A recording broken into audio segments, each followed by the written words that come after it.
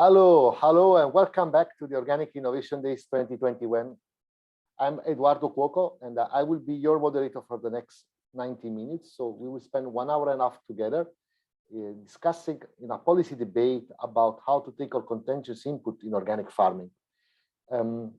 Just a short introduction. We have seen during the introduction of my colleague Bram today and during the meeting yesterday that the Farm to Fork and the biodiversity strategy have set a very ambitious framework to move towards a food system that is less dependent on external input, external toxic input. And this strategy, especially the Farm to Fork, is also very clear objective with regards to reduce the use of chemical synthetic agricultural inputs, 50% less pesticide, 20% less fertilizer, and at least 50% less antimicrobials for farmed animals and in aquaculture. And both strategy, the biodiversity and the Farm to Fork, they both give an important role to the organic sector because they both state a specific target of 25% of our organic agricultural land to be reached by the 2030. This is a very important target, also because moves organic production not only, let's say, focus organic production not only as a production method, but also as a political tool to reach all the other targets I mentioned before. So less pesticide, less fertilizer, and less antibiotics. And to do so, the European Commission has made a communication, which is a communication about European Organic Action Plan for the development of the organic sector. This is an action plan that will accompany the organic development for the next years to go.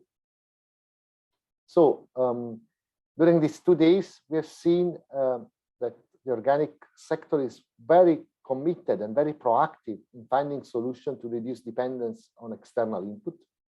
And we had the presentation of 2 important projects, to Relax and the Organic Plus project, who really aimed to outline how this let's say reduction can be achieved.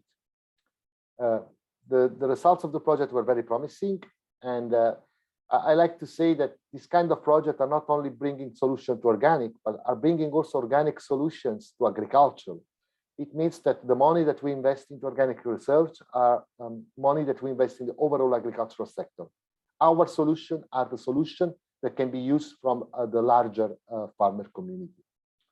So today, in this session, we will explore together with the relevant speakers what policy solution we need to tackle this topic of contentious input in organic agriculture and how we can translate richer findings into future policy initiatives.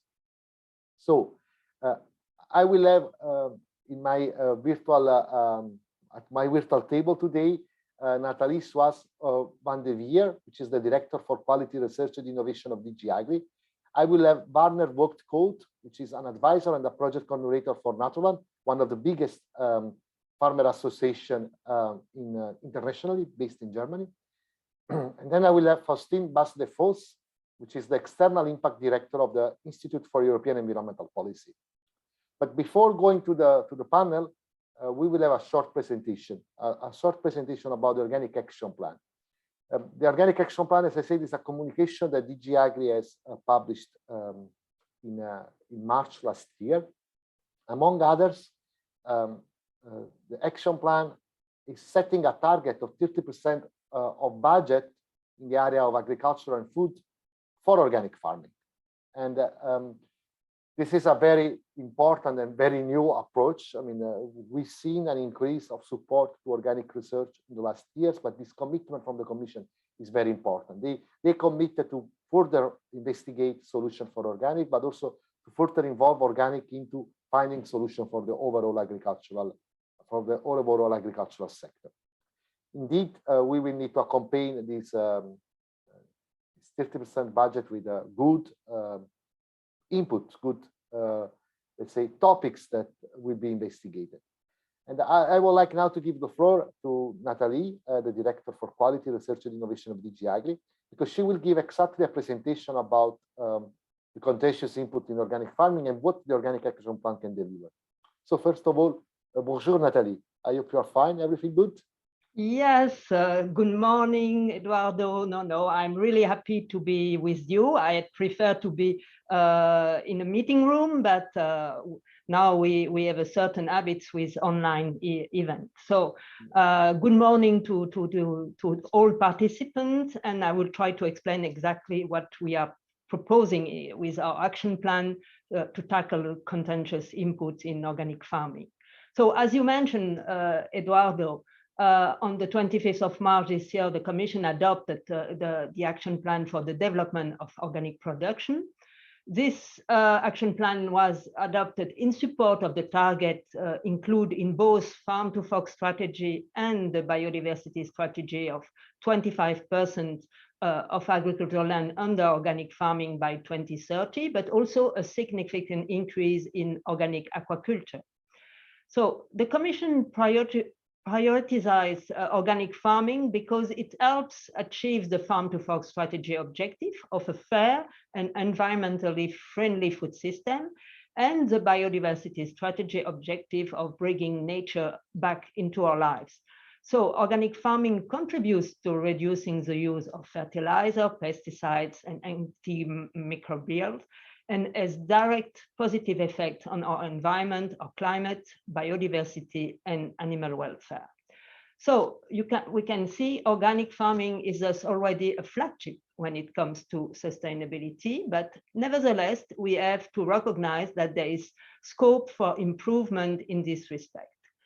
That is why the third axis of the action plan focused precisely on furthering the sustainability of organic production. As you may be aware, the first and the second axis focus on increasing the demand for and supply of organic products respectively. I will not focus on these two axes, but more on the third one. Action in the third axis concerned, for instance, reducing the climate and environmental footprint of organic production, enhancing genetic biodiversity and increasing yields, enhancing animal welfare, making more efficient use of resources, and of course, the subject for today, the issue of alternatives to contentious inputs and other plant protection products. So by contentious inputs, we mean inputs such as copper, mineral oils, recycled fertilizers, and conventional manures, antibiotics, anti-worm drugs, and synthetic vitamins. The first sub-action under this topic of contentious inputs in the action plan concern research innovation.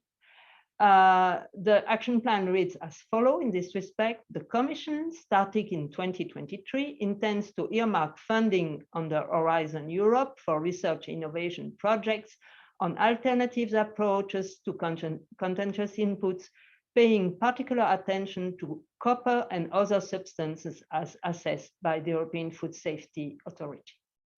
So Horizon Europe is, of course, the research and innovation arm of the Green Deal, a key enabler for reaching the targets and the objectives identified under its strategies and initiatives. As such, we will continue to make sure that the research and innovation actions address priority areas that help boost EU agricultural sustainability, and this includes, of course, organic farming.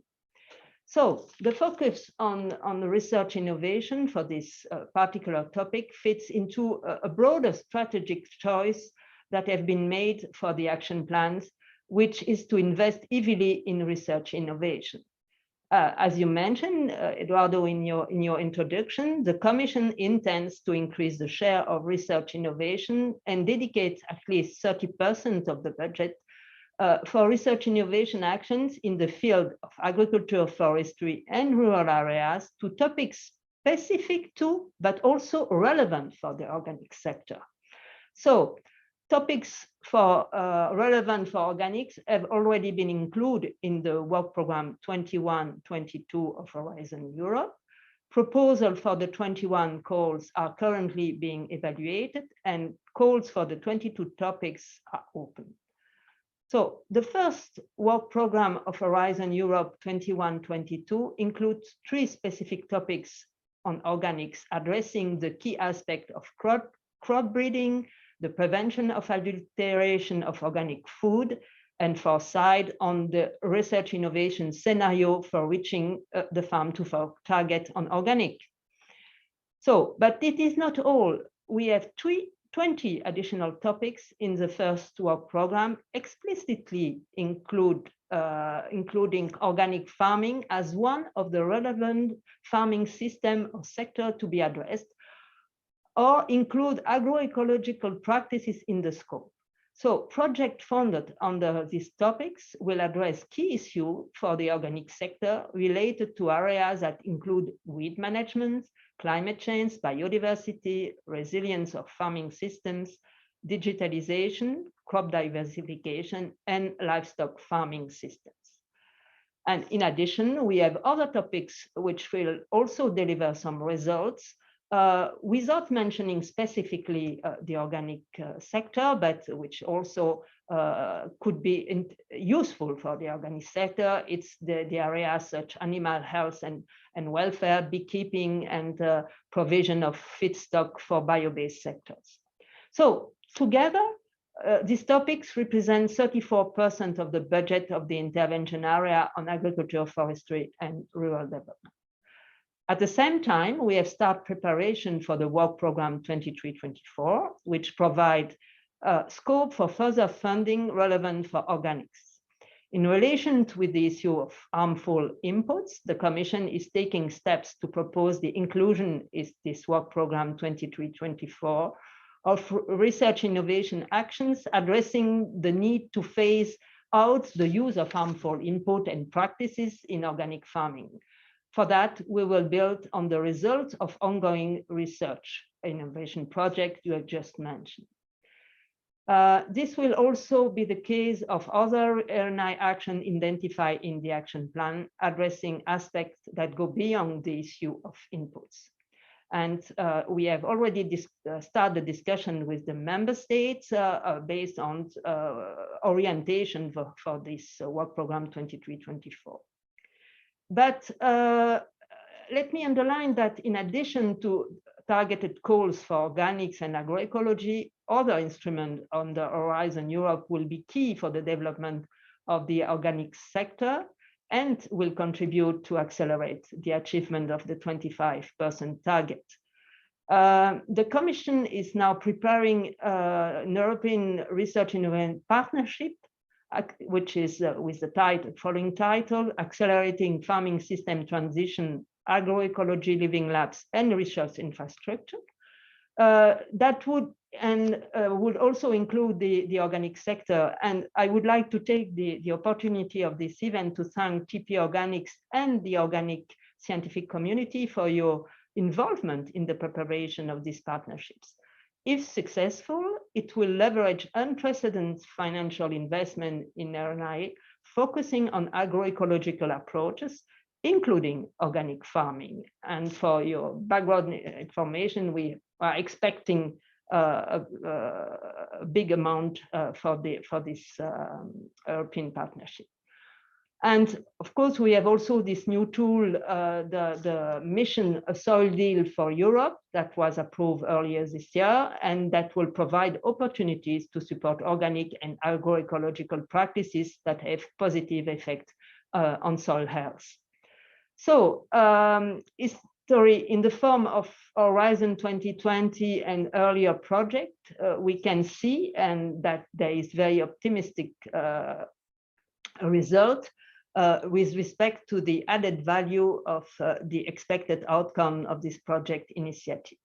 So you mentioned the project Relax and Organic Plus that have been presented earlier today, but we have also many other that have worked and are still delivering important results on various aspects of relevance for the sector. And I can mention the project OK Net Arable or OK Net Ecofit. We can count today on an organic knowledge, what we call OFK platform, with material accessible to farmers to help them identify solutions to increase their harvest and use more sustainable source of feed.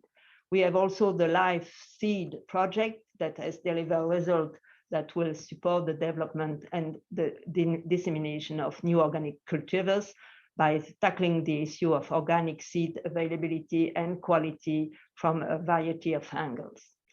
So I would like to emphasize that while research innovation is crucial to increase knowledge that answer to the specific needs and challenge of the organic sector, equally important is to make sure that the research results reach the end of the user on the ground.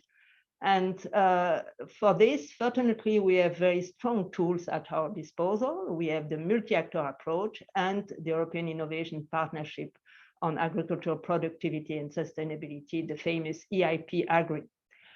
So that's the reason for in Horizon Europe, we will continue to tap on the potential of the multi-actor approach to make sure that research results are demand-driven.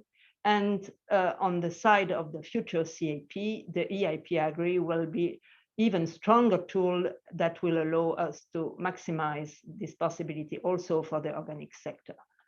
And from the other side, the Commission will strengthen farm advice, notably as part of the AKIS, so the Agricultural Knowledge Innovation System, to promote knowledge exchange of materials suitable for organic farming. So in principle, so this we will address the priorities identified under the action plan, including the use of alternative products. So this will be explored through various means, and with the IP AGRI operational group, of course, and the Horizon Europe AKIS related project. But to conclude my intervention, I would like to say that organics will has been selected as a priority topic under the 2022 EIP AGRI annual work program. This will contribute to increasing the exchange of good practice, promoting knowledge exchange, and disseminating innovation project results relevant for organic among the EIP stakeholders. And you have the farmers, the forester, the researcher, and the advisor. So we'll give you more in the future weeks, more information on the program, but I think that it is a good news. Thank you very much. And the floor is yours, Eduardo. Thank you, Nathalie. You bring in good news to our community with all this commitment from DG AGRI to further invest into organic research and research relevant for organic farming. I think it's very important what you mentioned about the IP AGRI, and I would like also to thank you for the good cooperation as TP Organics with your directorate and with the Research and Innovation Unit in particular.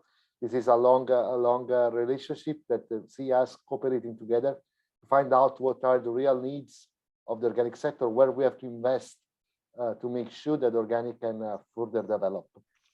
And I take the chance to be the moderator, so to ask questions to you. But before I ask the next question to you, I would like to remind to all the participants that you are also supposed to ask questions to our panelists. So use the chat, post your questions in the chat, make sure that your voice can be heard.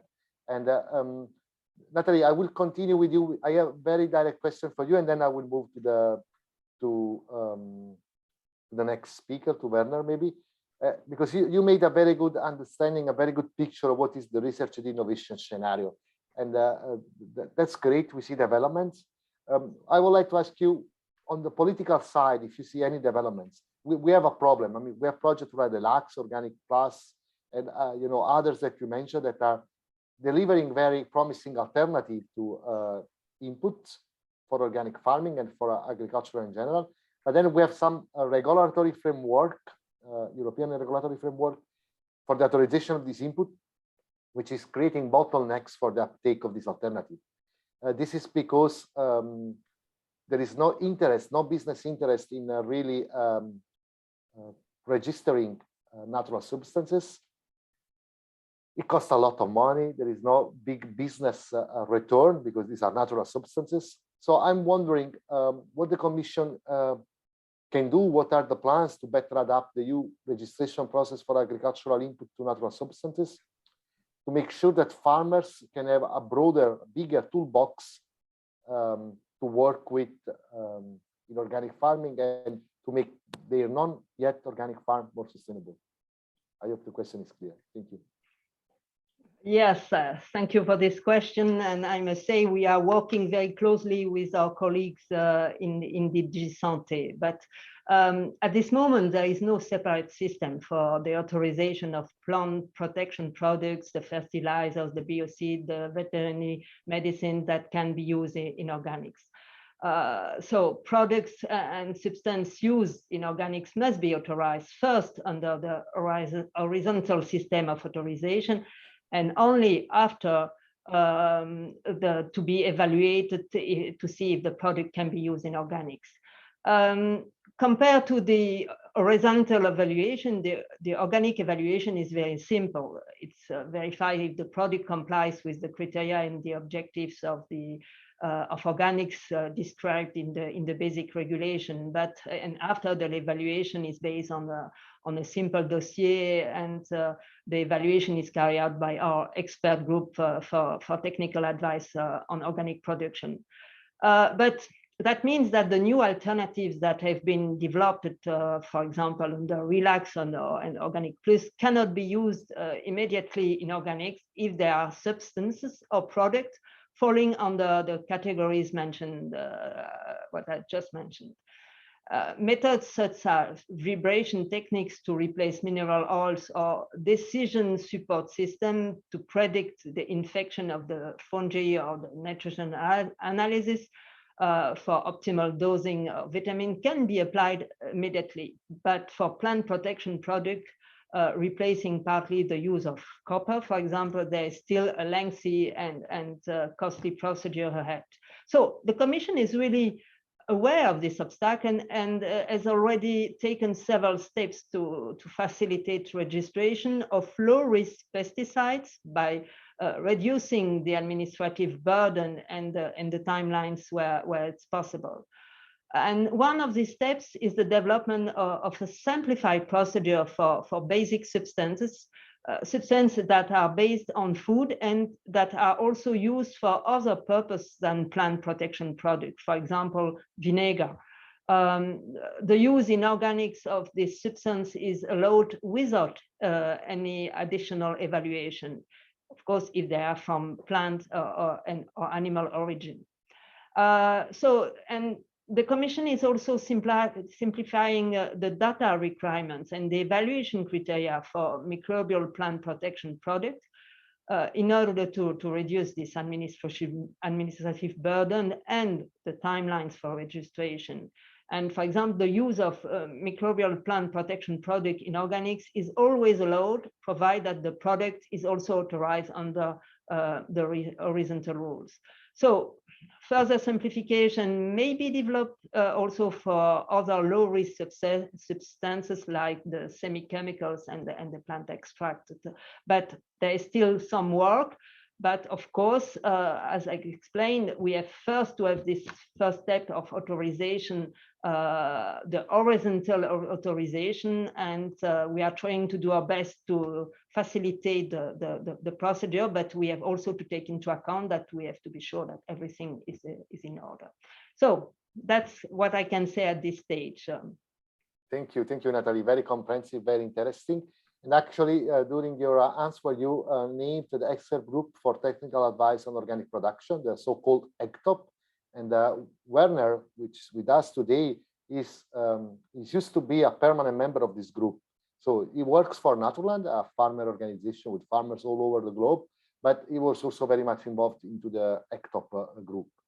And Werner, I was telling to Nathalie that somehow companies are discouraged from investing in new products because this procedure is very long. And I'm wondering, from your experience, if it would be possible to establish a better link maybe between research project and alternative to Contentious input and the EGTOP works, if we can how to say improve the predictability for acceptance of a novel food or novel input.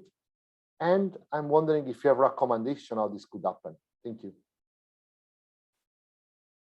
Yeah, hello everybody, and thank you for invitation. I do not think that the ACTOP group is the main bottleneck in this process. You heard about the problems in registration in the last question. And here I see the first step that has to be done in solutions, and especially for livestock. We are far away from solutions because there is much less research happened on livestock, and I have the opinion that especially in livestock, research activities have to be increased. In copper replacement products, we are quite far, and this research started 15 years ago, and now we are starting to get the results. The products that we worked on in the RELAX project won't be a problem in ACTOP group. In my opinion, they are fully in line with the objectives of EU farming and of EU regulations, and the discussion in ACTOP will be very fast and very easy on these products. The only discussion that I see connected is connected to the Neudorf product. With this herbicide side effect with when using in high concentration. Maybe this has to be discussed, because this is a new question. I do not recommend to discuss with ACTOP group directly. This would be chaotic in the current structure. So there is a way of communication that works quite well, that the member state communicates to EU Commission, and then EU Commission decides what to do, and I agree with that procedure. Maybe sometimes it could be faster from all that are participating. And then the EU Commission can decide what to do. ACTOP group is more or less only making suggestions for the annexes, for the products that are listed in the annexes.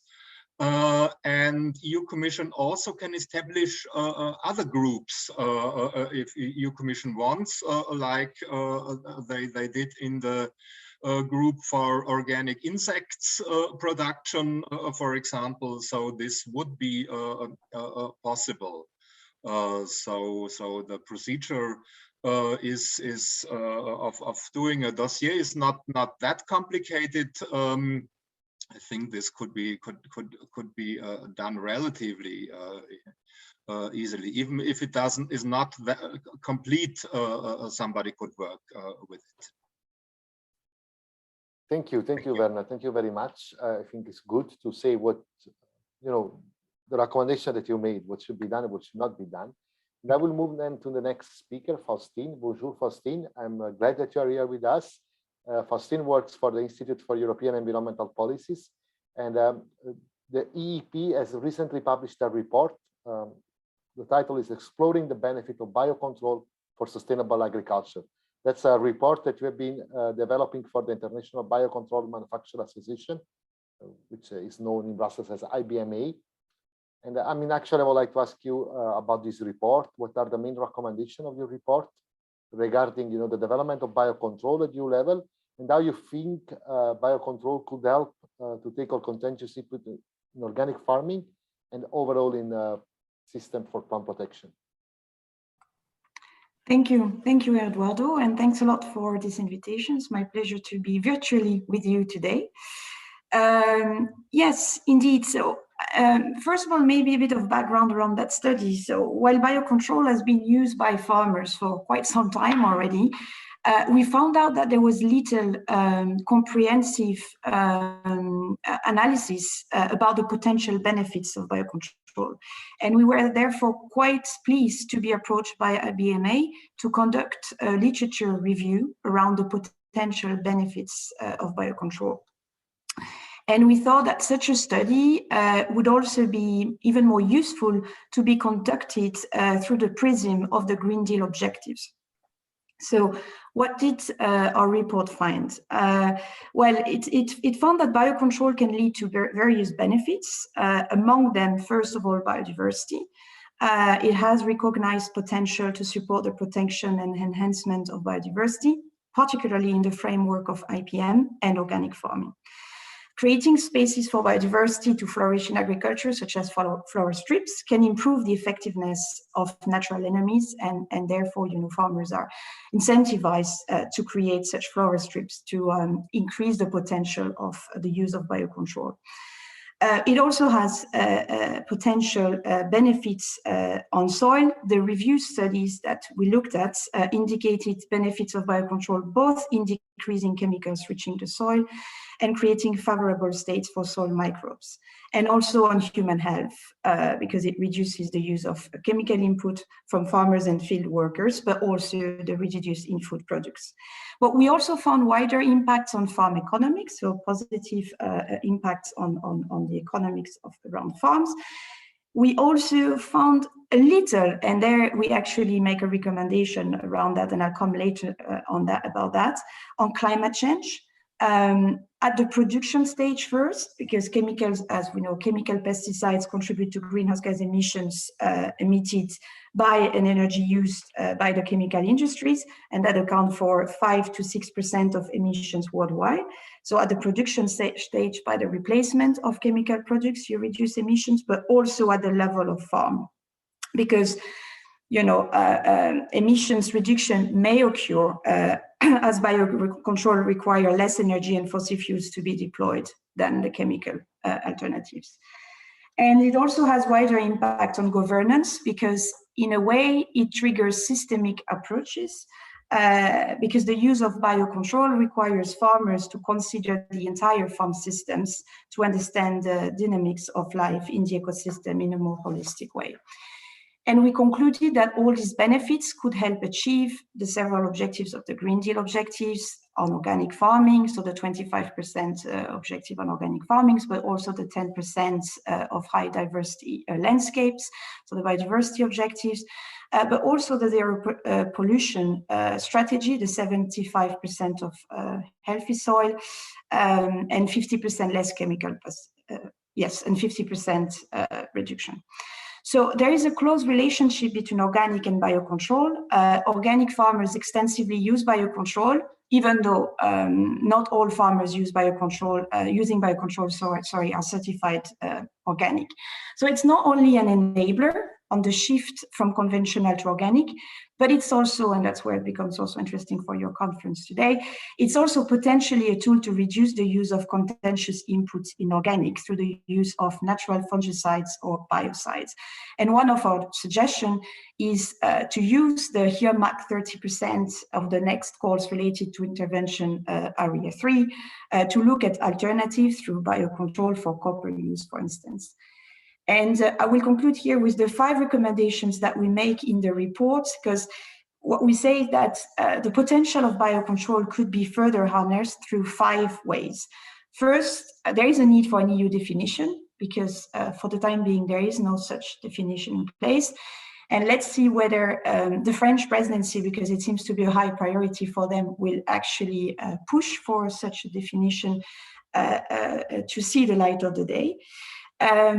We also, and that was discussed before, came out to the conclusion that the current EU legal framework addressing pest control's methods can be regarded as incomplete and maladapted to biocontrol. Therefore, a differentiated evaluation process of biocontrol products should be considered at EU level. We also made recommendations around the CAP.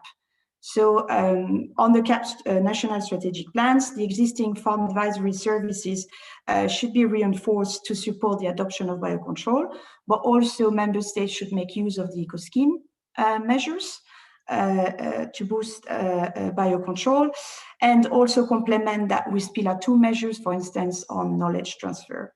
On research, there is also a need to integrate wider issues, especially, as I said before, the relationship between biocontrol and climate change mitigation, because as I said, we found very little in the literature around that, even though it would be quite interesting to explore that further.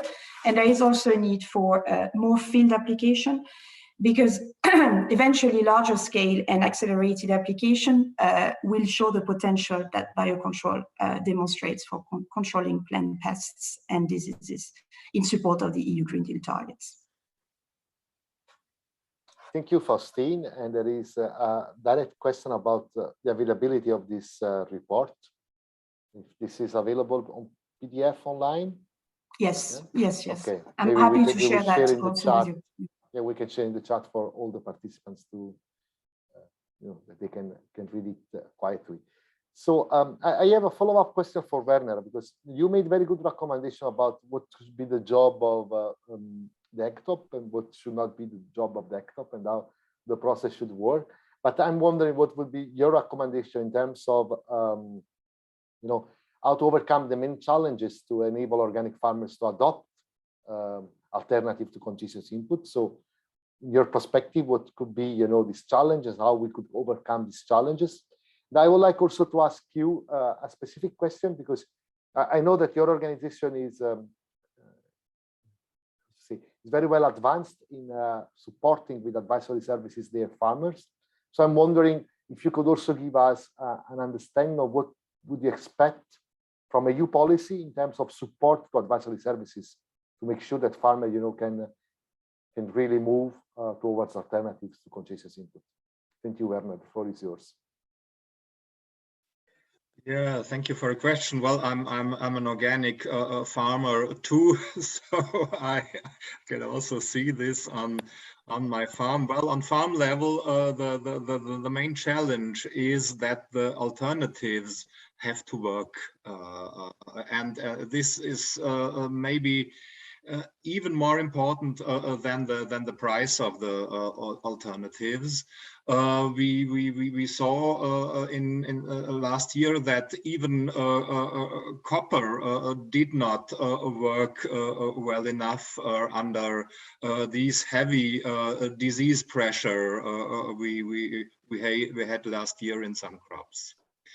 But then the next step I would like to mention is the advice. If we have a problem, if we have a product, we have to carry this information to the farmers. And I travel a lot, and I see that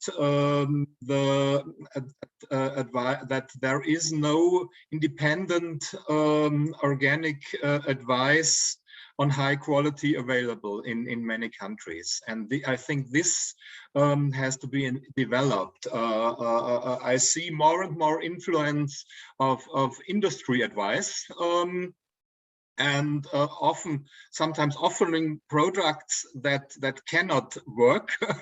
And I'm very unhappy about this, but more and more conventional actors are appearing in organic farming.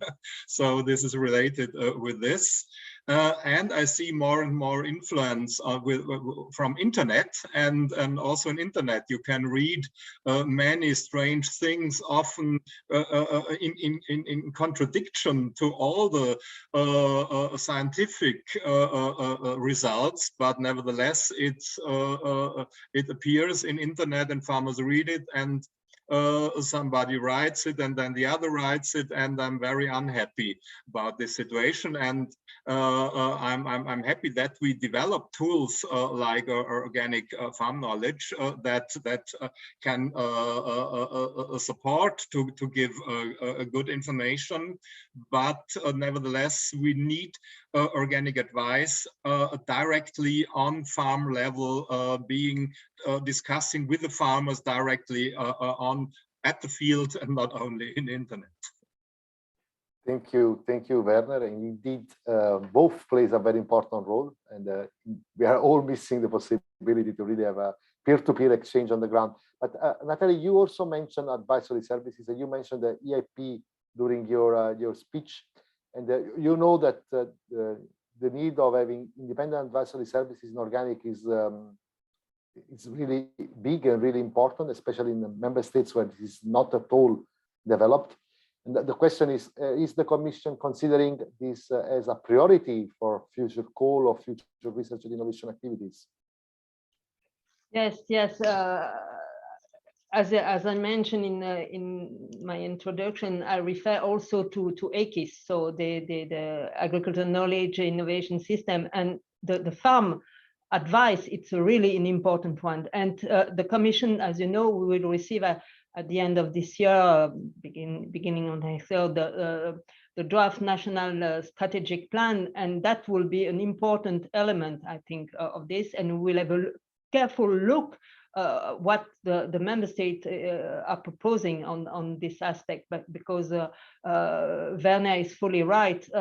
What we are trying to do with research innovation, from one side, I mentioned the multi-actor approach, to be sure that the farmers are involved from the beginning in a project, to be sure that at the end it will function.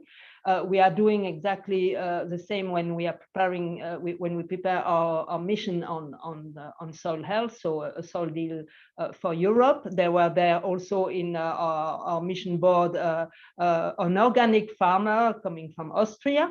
And the fact that you have the possibility to have demonstration on the farm, to have this, what we are talking about, this concept of lighthouses, that is really important, to have this link between the research and the ground and the farmer, to be sure that it's really that the results are functioning, and with the possibility for the farmers to know exactly, with the advice, what are the best practices, what are the possibilities. So yes, that will be an important element for us of this national strategic plan, which will be proposed by the member state. Thank you. Thank you, Nathalie. And I saw Faustine nodding during this conversation. I don't know if you want to intervene as well on the advisory services. No, just as I said, this is part actually of our recommendations. That's the existing farm advisory services that should be reinforced, to help farmer with biocontrol from a technical angle, and that's fundamental. So I can only agree with what has been said. Thank you. And I received a question from the audience, and it's a question about how we should contribute to more diverse farming system. I mean, the question, I read it out loud. I understand that farmers need tools to cope with pests, but we should not only replace the chemical input with natural compounds and beneficial organisms. How can organic farming contribute to more diverse farming system in general? So the question is, we shall avoid having an organic farming that is an organic farming of substitution, but really make sure that this transition towards organic is seen holistically. Is someone who would like to react on that? Werner, you want? I saw you ready to open your microphone.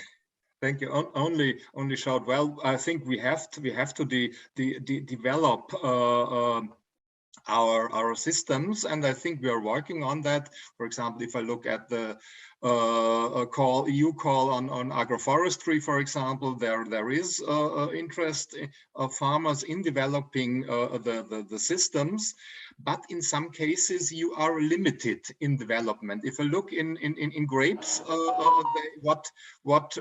there it's much more complicated to develop the systems, but nevertheless we have to do, and this I think this already is a topic in research, and maybe this should be intensified.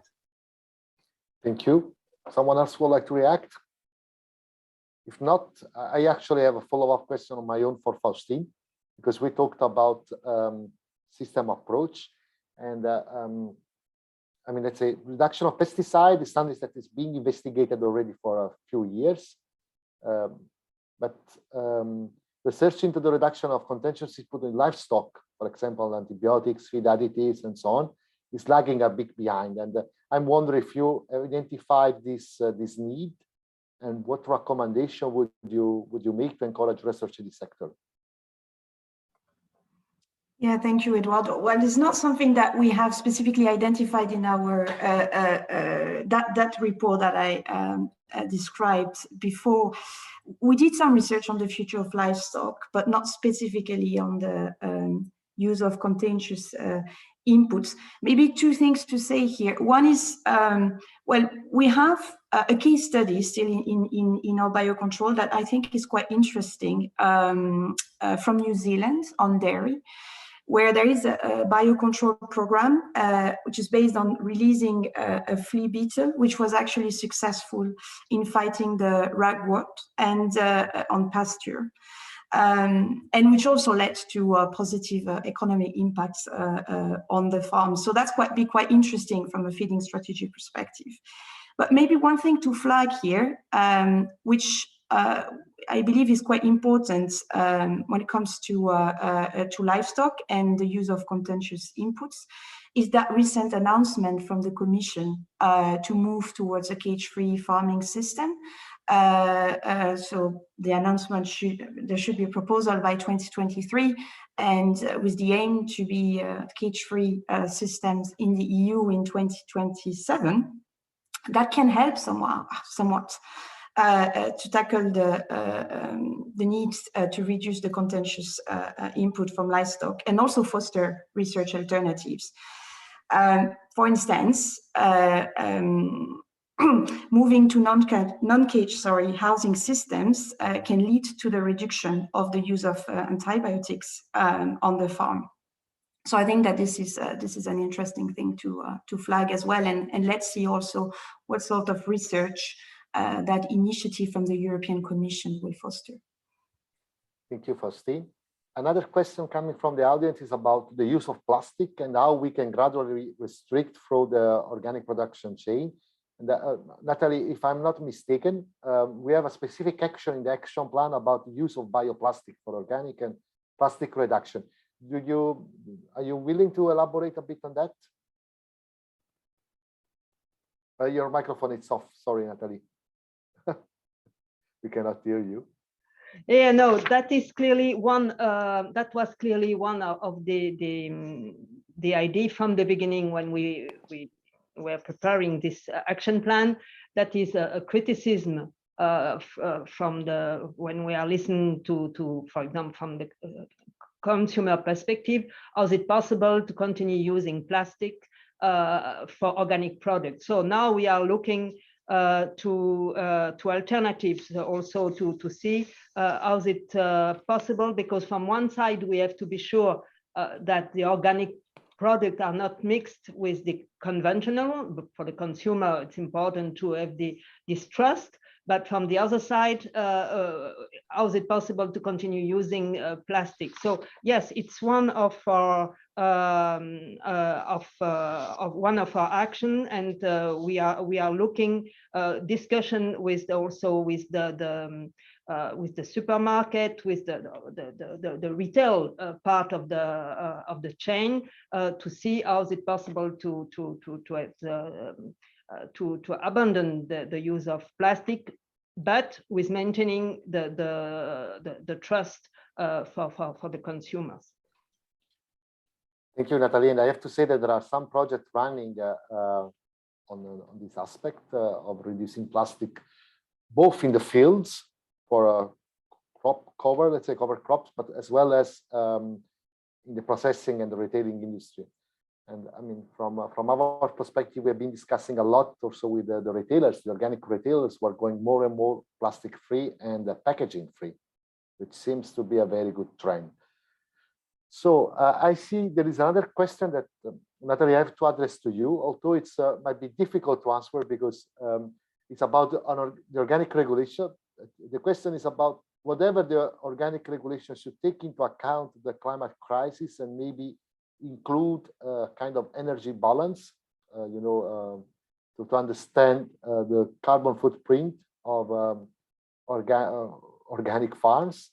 But I also know that this question comes now, but we have a new regulation that is still to start, that is starting in January 2022. So I'm wondering if there is room for maneuver on such a question in a few years from now, because I guess it cannot be something immediate.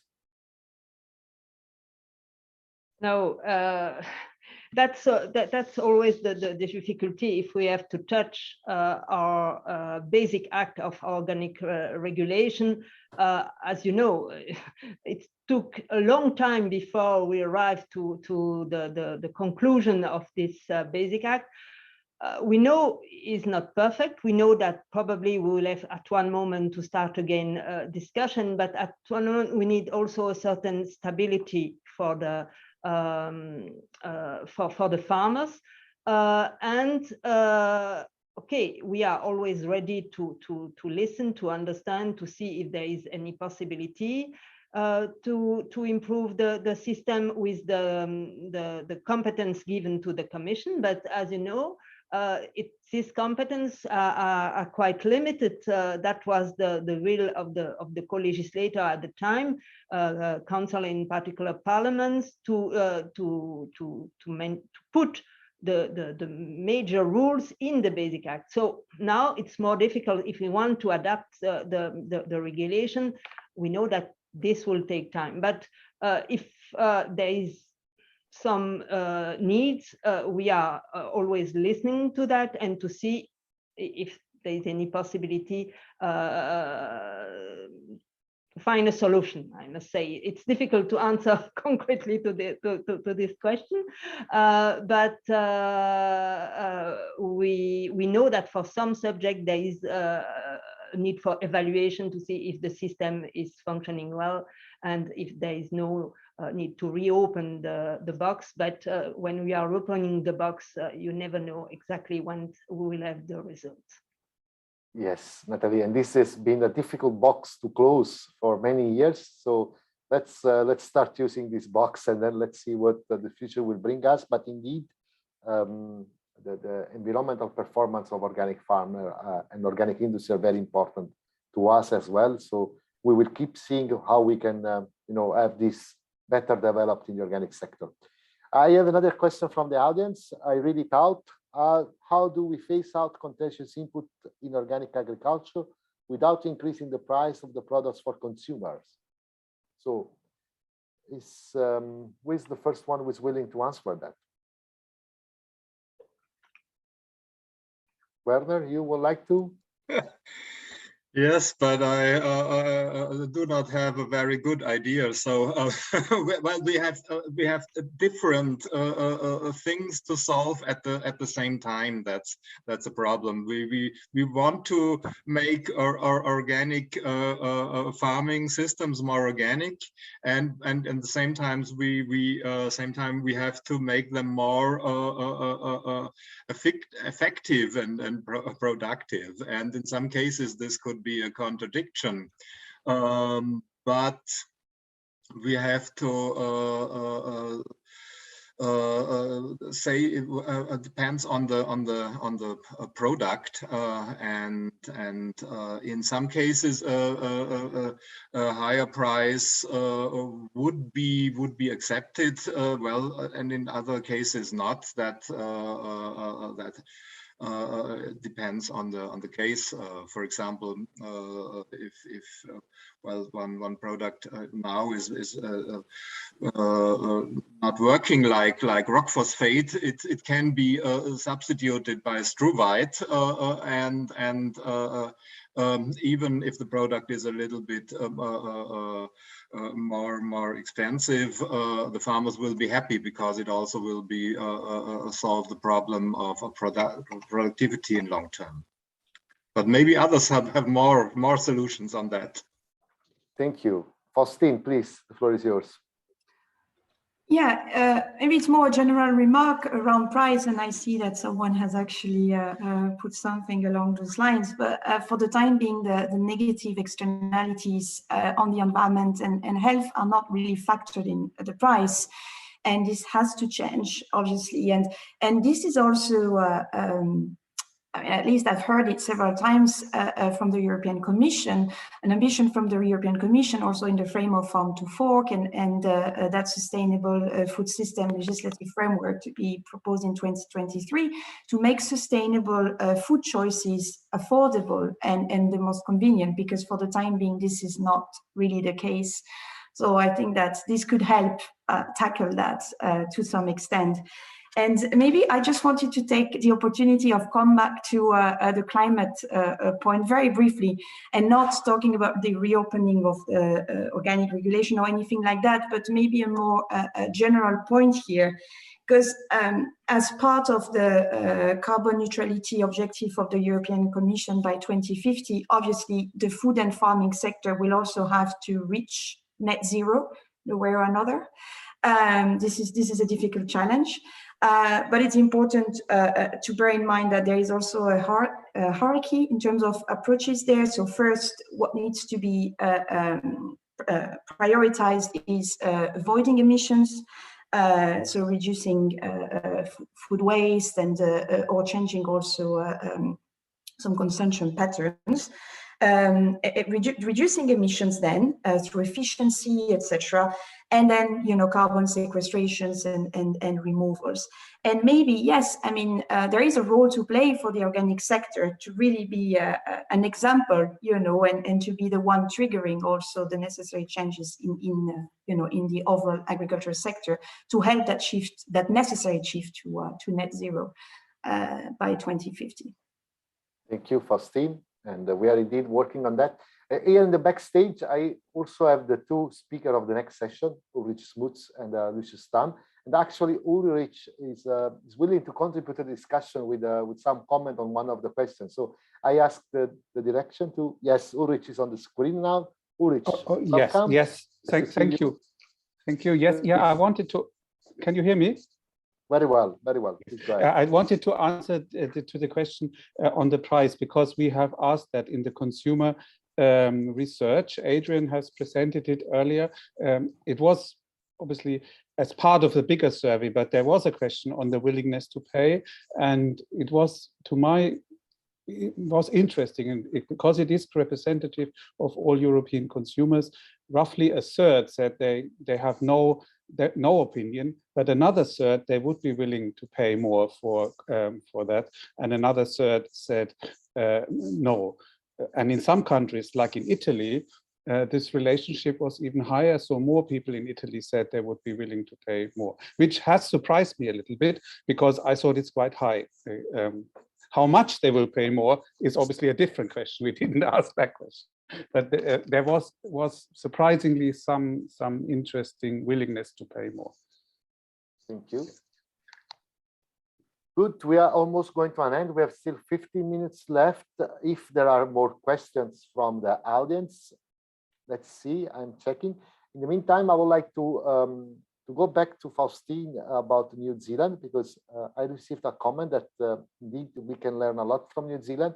And I think it's interesting for Nathalie to know that the project Nefertiti, which is a project funded by Horizon 2020, has been exploring how New Zealand is investing into research and innovation, and how they are also investing into advisory services, and made a report about that, which I found very interesting. So that's indeed something that we can always learn from colleagues all over the world. Then, is there more questions from the audience? Let me see. I have a question that has been asked before, which I did not address yet, about how can we reach 25% of the organic farming if the alternative to continuous input are more difficult to apply and more knowledge intensive and less effective? Could you help with that? Who is willing to answer to that?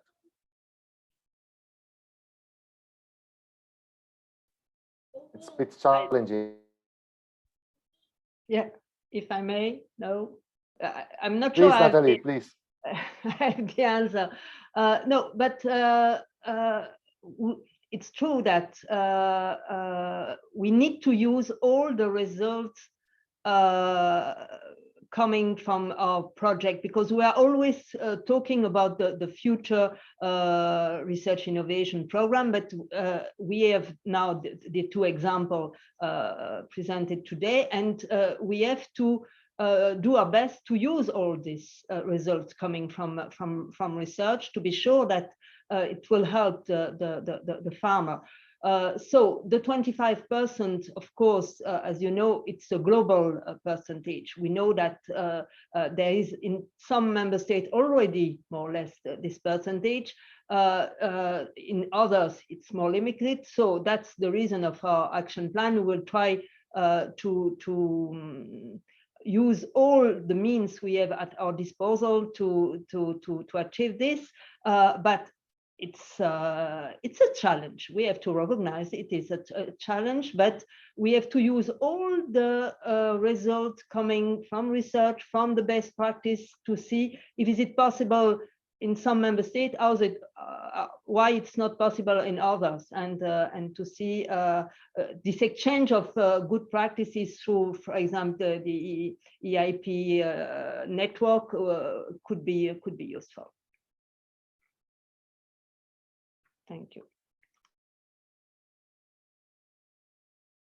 You are muted, Eduardo. Sorry. I was just thanking you, Nathalie.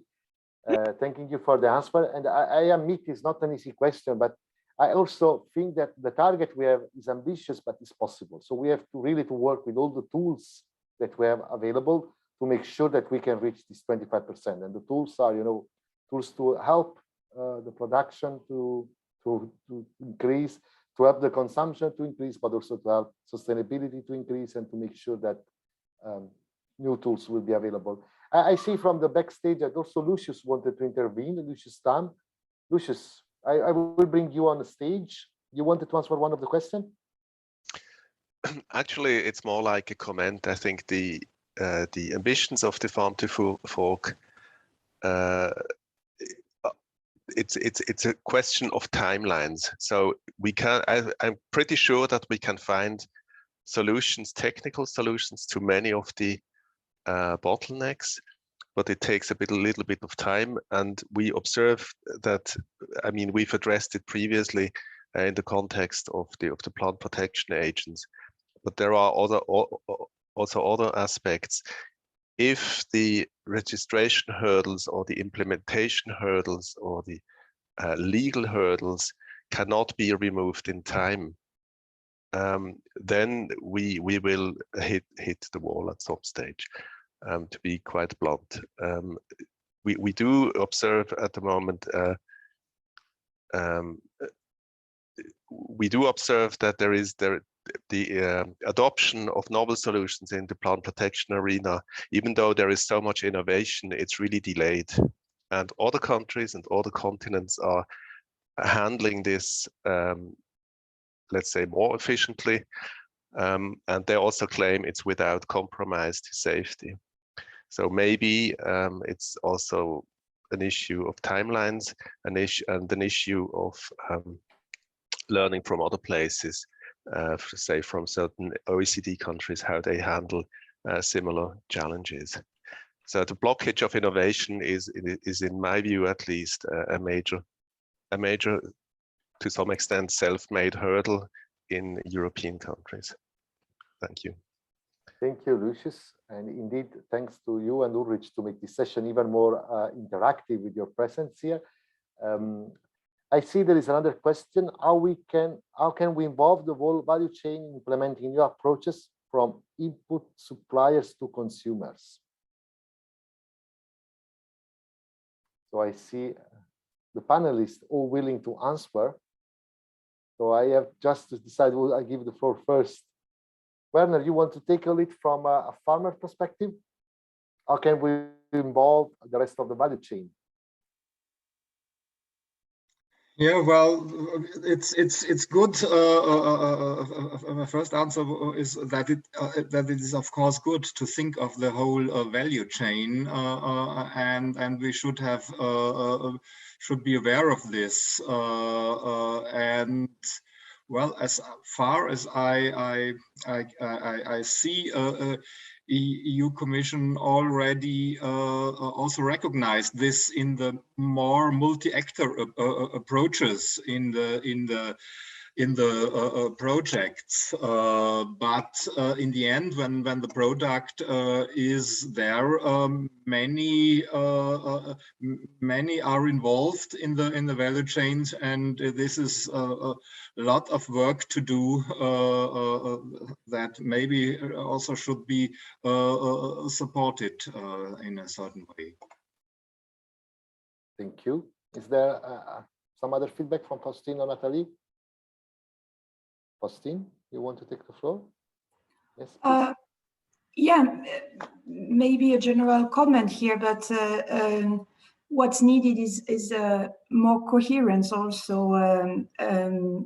within all the different laws affecting directly or indirectly our food systems. And our understanding is that this is what the Commission is working towards with that coming legislation proposal in 2023 around sustainable food systems. And maybe just to flag that we actually just published a report around that with some concrete ideas around that legislative framework and how it could look like, etc. But for consumers in particular, obviously, education, communication, labeling, etc. But also what's very important is participatory approaches with the different actors across the value chain. That's quite fundamental also to change behaviors on the long term.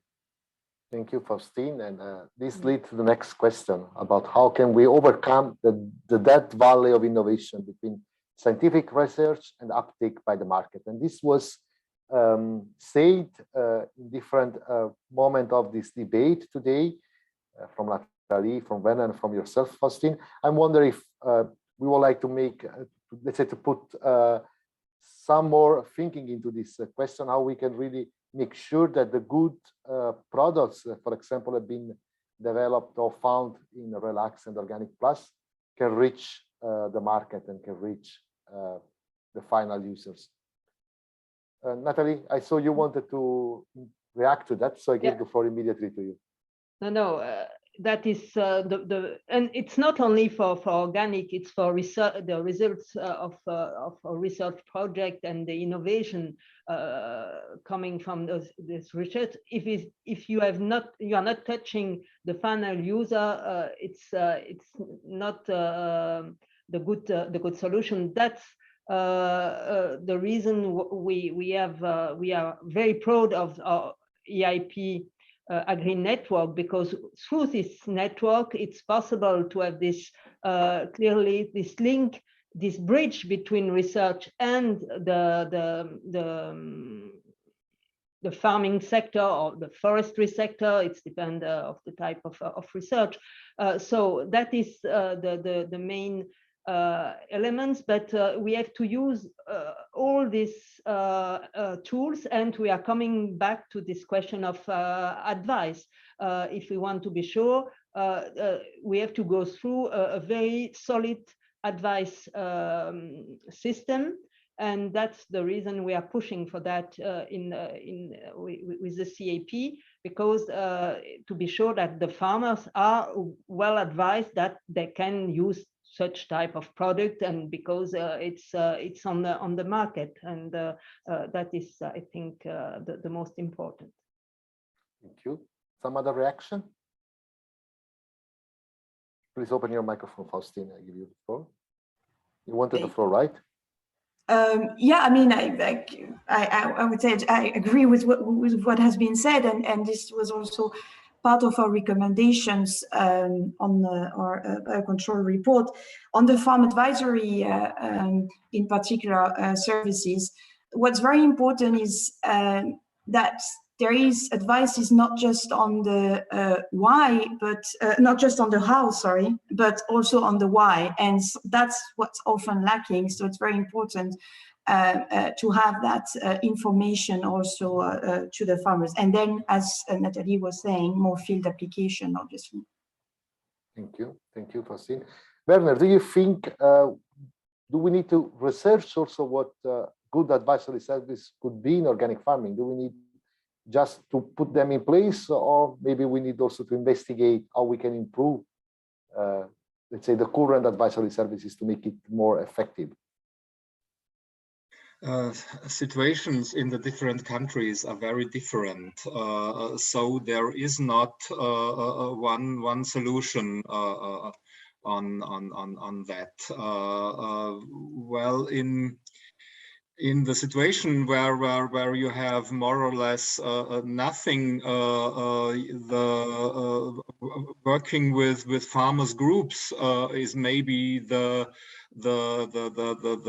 fastest and cheapest solution, like we saw in the stable schools in the Relax project. That could be the most successful way of working. But well, the situation is very different from country to country, and you cannot say in general for every EU country. Thank you, Werner.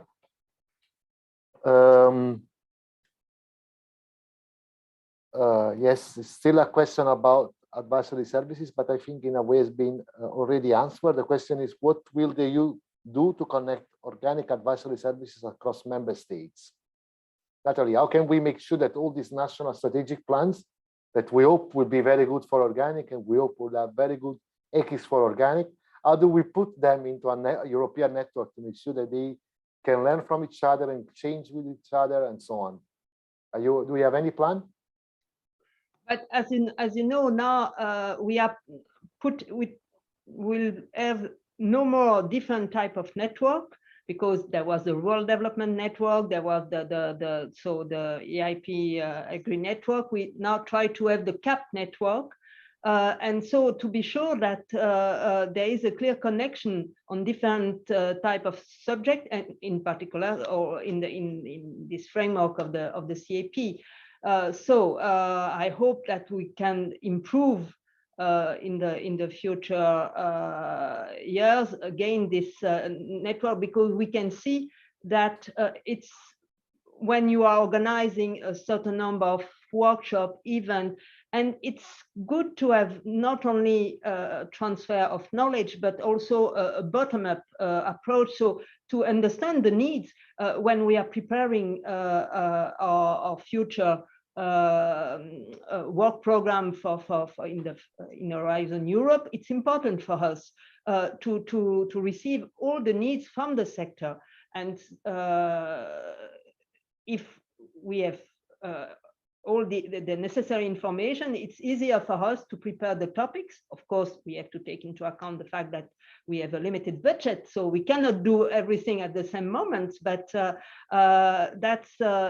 this exchange is important. And when we are applying the multi-actor approach, we can see that it's functioning very well. Thank you, Nathalie, for your answer, for this invitation. As you know, TP Organics takes this invitation very seriously, so you receive timely our input about the working program. I think we are going to an end of this panel discussion, and we are moving to the end of the Organic Innovation Day. So I would like to take 1 minute to thank you, Nathalie, to thank you, Werner, to thank you, Faustine. Your contribution has been very good and very interesting to discuss with you during this 1 hour and 15 minutes. I see that there are no more questions from the audience, so I guess we answer all their questions, which is also good. So thank you again very much. I hope that finally in 2022 we can repeat a similar debate, but in person. Yeah. So have a nice day. Thank you again for being with us today at the Organic Innovation Days 2021. Thank you. Thank you, Eduardo. Thank you. Bye bye. Thank you. Bye.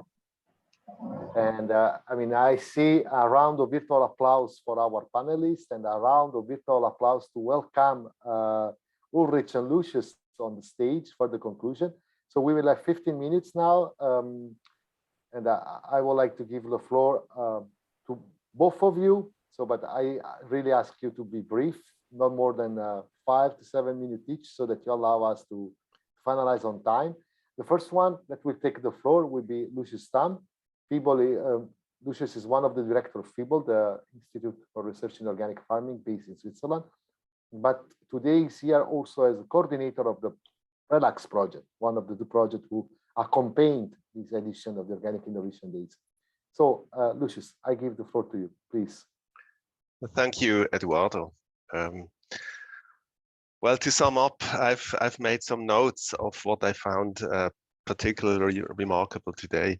So we've seen there are some new alternatives on the way and need to be developed, and so others need still to be developed, and the adoption is at different time scale, depending on readiness and so forth.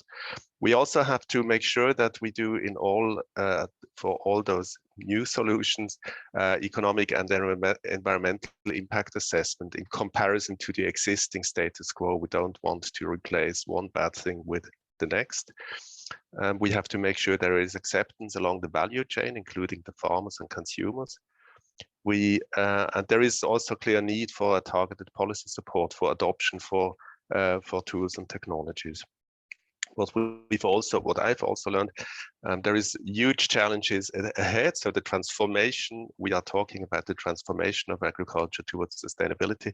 And this is really a historic opportunity. I find it very exciting. And in this context, it's also very exciting to see the full commitment of the Commission at all those levels that have been described. So this really gives us a chance to change things. The transfer of independent knowledge to farmers, I think that's a very important issue to be taken into account, and to be looked after very carefully in the future. And this is actually a long-term engagement in the regions. You can't have an advisory service. An advisor doesn't become a good advisor within half a year. It takes years to become that experienced. And then I was also wondering about the implementation of systems approaches, maybe which should start to think beyond farm level, and rather should think about redesigning agricultural systems at landscape or even regional level, because this will probably become the limiting factor in highly specialized areas. And then the issue of the price differential between conventional organic foods and others. I think, and that also came out of the discussion, maybe only true cost accounting will be the way to narrow down the price differential between the agricultural products, and therefore also to enhance the acceptability by consumers. So those are the points I've taken with me from today's discussion. Thank you. Thank you very much, Lucius. This has been short and on time, so very much appreciated. And I would like to bring Ulrich as well on the screen. And you are sharing a PowerPoint, Ulrich. Is it correct? Your microphone is muted. Yes, I have the PowerPoint. So thank you. Thank you very much. I didn't show that at the beginning. So conclusions and next step. For the Organic Plus project. So the idea of our project was always that organic, and I liked Lucius' introduction in terms of a kind of historic stage in a way, that we need to improve organic, but organic has been here for a long time, and it's worth improving it. So if you go back, it goes back even very long to the Jungbauernbewegung in Switzerland, and then further to landwirtschaftlicher Kurs in Poland. I'm showing that because I'm interested in the long-term timeline. Obviously, then we have IFOAM founded in 72, and in 1991 we have the EU coming into the EU regulations. So a whole generation ago now, 30 years. So where are we now in 2022, and where are we going, and reflecting on this discussion? And one of the things which came up was that some things are taken out of the organic discussion a little bit, and that is the ban which we will have in the UK on peat. So the sector outside of organic is banning a product, and before it was always a voluntary thing, and that's why I'm always interested in this example. nothing has happened, but suddenly the word ban was put in, and then some things happen very quickly, and the people who were working on the alternatives have already, because there's also the issue now in sourcing the inputs, getting the alternatives ready, so they had a head start. So sometimes this ban is interesting. Obviously, we are now sitting in this discussion of 2030. It was already discussed. We have 25% organic. But maybe in 2040, there will be coming in more bans. And especially if reflecting on COP26, the whole point of fossil fuel inputs, which we have in mineral oils, obviously, and in peat, in other things. So I think we need to be getting ready in organic. And I have started with this one at the very beginning of the project, and I have now a little bit more updated it, you know, what can be phased out, and based on the information. And I think, you know, some of the inputs which have the conventional herbicides, pesticides in it, organic straw and manure, can be phased out fairly soon. The mineral oils as well. Some other things has been phased out, like the fertilizer, vegan, organic. But they still have to look at non-organic fertilizers. I think copper is an issue and it's very detailed on the different crops. We've learned a lot about that. In peat, we have this ban also from states, and plastic and fossil fuels. And also, I think the antibiotic question is taking more time. So I think that's what I've learned today as well. So we had this natural science evidence today. So further steps, we had the social and policy debate. Organic Plus is still ongoing. There will be an event on Biofach. We also have another event at the University of Hohenheim with kind of connections with the European Parliament. So it's still going on for one more year.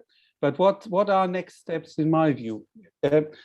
These are two RIA projects, Research and Innovation Action. And I think it was quite challenging reflecting on that, to have so many different subjects, as you've seen before, in one project. So my proposal is also to look at other actions, maybe have them longer, that's a new thing, 5 to 7 years long to tackle those issues, include the farmers, the micro enterprises, which is not always so easy, and also maybe add further partners. We can do that in cost action. We have done that before, but it's not possible on the RIA. So to gain momentum on some subjects. And then I have listed eight things based on that's based on the discussion from today. So copper minimization, I think, is a key thing. Perennial crops is very important to do that. The peat phase out, the fossil fuels, specific organic plant-based fertilizers would be very interesting. And also what we have added in our project was pesticide-free livestock bedding, because a lot of the straw we have at the moment is technically allowed in organic, but it is also eaten by animals. So it's not really what we want to convey.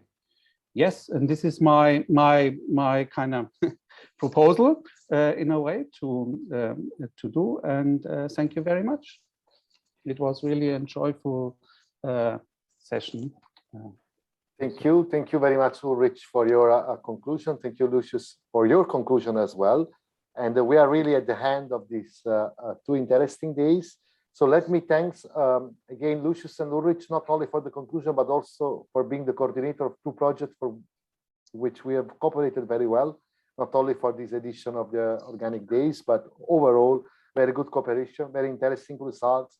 I think the discussion we had yesterday and today are really enriching the organic community. We are moving forwards together. And as Ulrich said, the challenge ahead are diverse and let's say quite big as well sometimes. But I think the organic sector has good shoulders to carry this weight and to make sure that these challenges will be faced in the right way. So I think I have to close. Before closing, I would like also to thank all the people who has been working on the let's say backstage of this event. So the people from TP Organic, so my colleagues Maria and Maria, but also the the people from the teams of events of iFarm Organics Europe who supported it. So Laura, Molly, and Asta, and all the people from Relax and from Organic Plus who have been actively supporting the development of and the implementation of this very good event. I think that's all. We are closing on time. That's very good, and very good for our lunch as well, because it's almost time to have a nice lunch. So I wish you all to have a lovely day and a very good organic lunch. Thank you very much. Thank you. Thank you. Thank you, Lucius. I think that was great. I liked it. Yeah. Thank you very much. And I will close.